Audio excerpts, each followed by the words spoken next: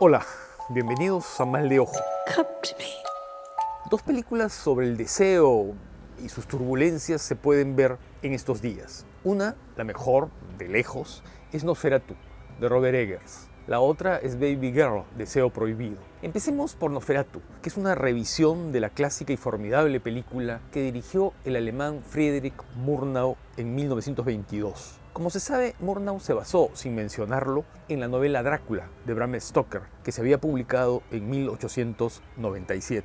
Varias décadas después, en 1979, otro alemán, Werner Herzog, revivió al personaje en una versión angustiada y muy singular. Ahora le toca el turno a Robert Eggers, el director de La Bruja, El Faro y El Hombre del Norte. Se apropia del universo de Nosferatu y lo hace aportando acentos propios que apelan a anacronismos trabajados con plena conciencia y de modo paradójico a una sensibilidad contemporánea que convierte al personaje femenino en protagonista y motor del relato.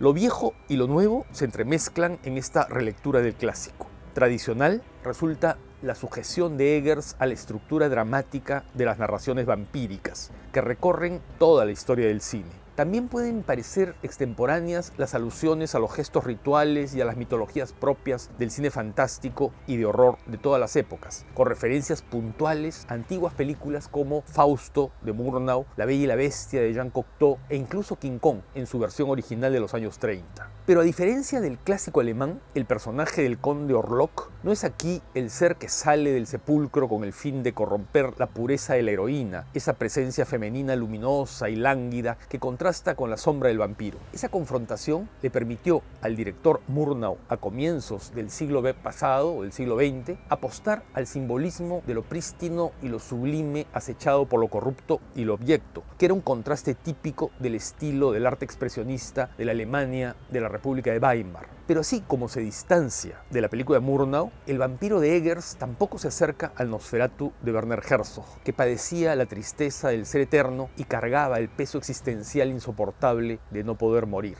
El conde Orlok, que imagina Robert Eggers, aparece como una construcción del deseo de Ellen, la mujer que sueña con episodios de muerte y se pregunta sobre la naturaleza de lo maligno y sobre la causa de su propia dolencia. ¿El sentimiento del mal que intuye Ellen llega de afuera o proviene de su interior? La respuesta parece darla el conde Orlok al definirse como un apetito. La idea central de poner frente a frente al deseo y al apetito, a la fantasía de lo maligno y al sujeto que la viene a saciar, determina la forma en la que el realizador diseña las imágenes y la atmósfera de la película. La imaginería expresionista clásica aprovechaba la expresividad de las oposiciones entre la luz y las tinieblas y las cargaba de valores simbólicos.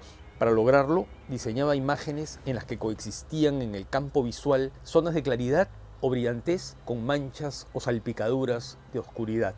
O dilataba las perspectivas de las sombras proyectadas sobre paredes o muros para sugerir alguna amenaza acechando.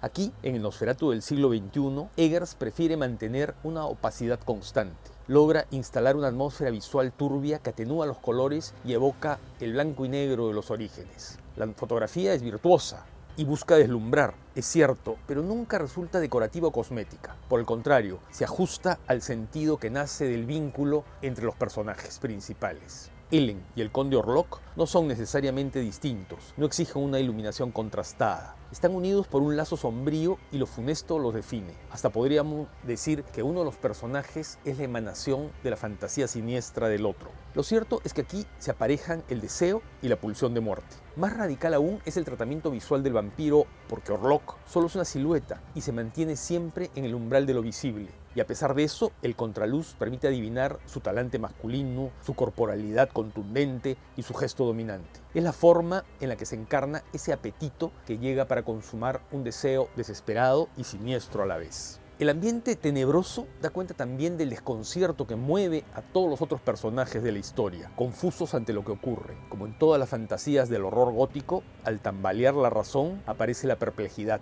aunque algún personaje apela al entendimiento del oculto. La notable actuación de Lily Rose Depp, que interpreta a Ellen, con su mirada perdida o sus movimientos convulsivos, aporta también un filón anacrónico que remite a la vez a las posturas románticas de hace 2 siglos, a las posesiones demoníacas representadas en grabados clásicos y a los gestos de la histeria estudiados por los especialistas de las enfermedades del sistema nervioso en el siglo XIX.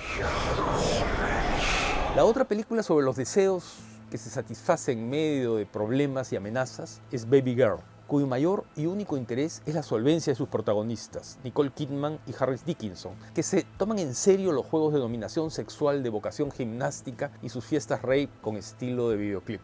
Lo demás hace agua por todos lados, sobre todo la presentación didáctica de la familia y el entorno corporativo y las luchas por el poder. En esta película, el único deseo auténtico es el de la directora Halina Reijn de querer sacar la lengua a películas como Atracción Fatal de Adrian Lyne, 9 semanas y media, también de Lyne, o Acoso Sexual de Barry Levinson, entre otras, y decirles: yo puedo hacer y mostrar más que tú, lero lero. Sí, claro, han pasado cerca de 30 años y se puede mostrar más, aunque la sombra de la pacatería, aunque sea bajo la forma del sarcasmo, se proyecte por ahí.